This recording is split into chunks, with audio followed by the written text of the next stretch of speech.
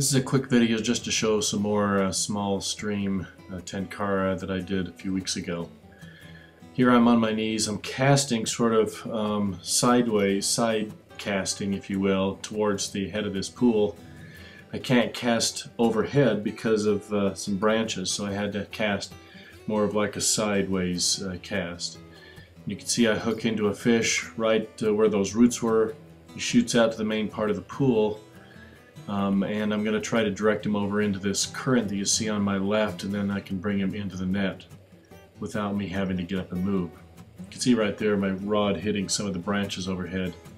That's always very frustrating when you're trying to fight a fish.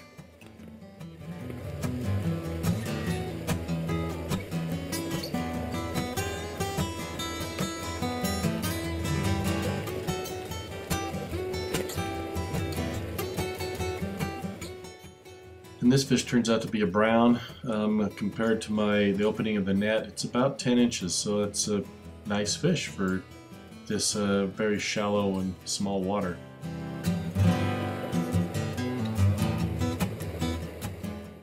This is interesting. I'm upstream and I want to cast to this pool that you can see down there on my right. So I've cast down towards the fast water, and the fly swept around into that area and actually hook a fish out of sight and then bring him up.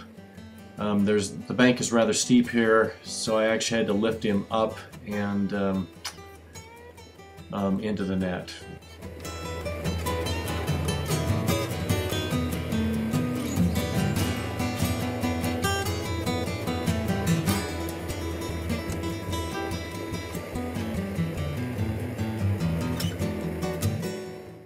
Turns out to be a nice colorful rainbow.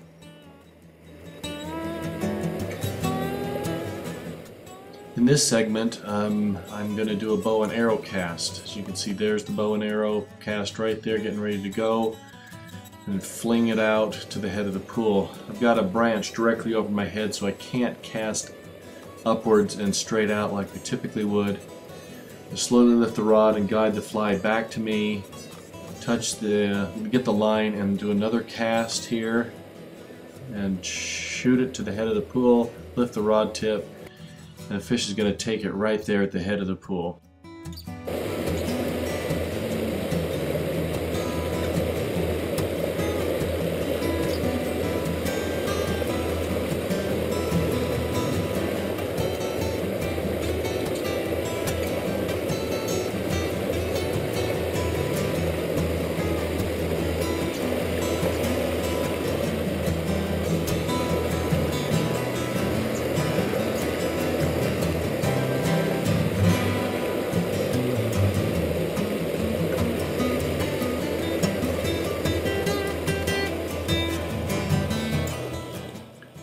Here I've moved to a different stream a few miles north of that previous stream. It's on the same day. The sun came out and actually warmed up. The water's low and clear, making stealth a must.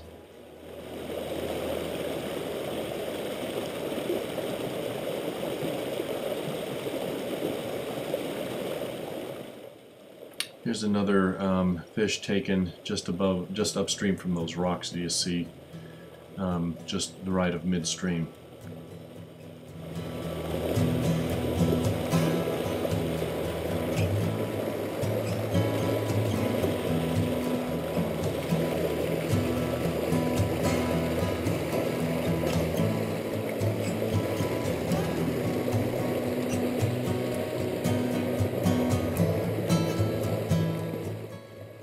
This rainbow gets off just before I go to net him, and gets back in the water, right there.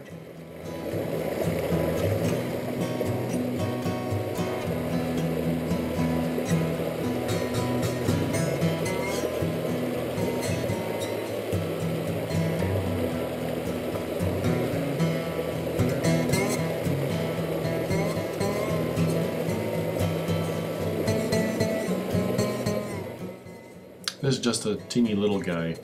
Still fun though.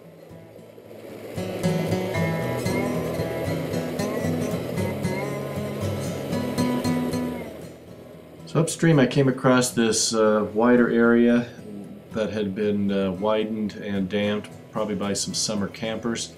Created this really clear pool. You can see how clear it is. I did hook a few fish on the way up, and here I'm trying to wade slowly to diminish the amount of waves that I'm causing.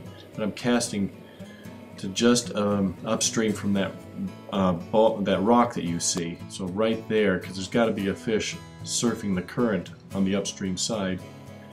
And sure enough, I hook into him right there and bring him up over and then to hand.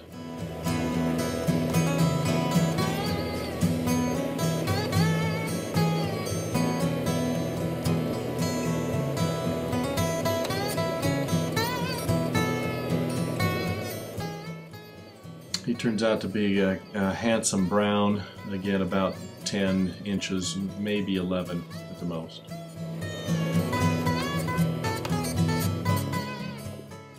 So as you can tell, the water's very shallow, but don't overlook places where fish could lie. Right there in front of that rock is where I placed the fly, and sure enough there happened to be a fish there. He must have been sitting literally in a couple inches of water. But when you're fishing these small streams, don't overlook these areas because there are fish there.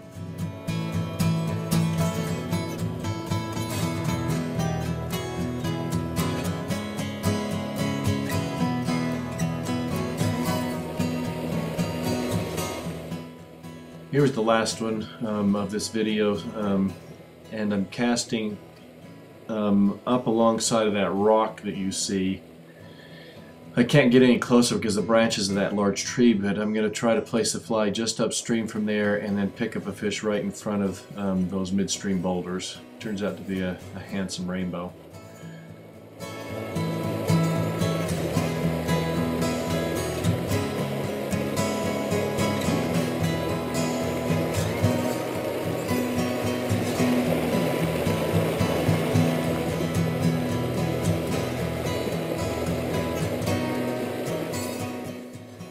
So it was a fun day, a few hours on 2 different streams in the Intermountain West. They're very small, likely not to get fished a lot, but it was definitely worth it. That's it. Thanks.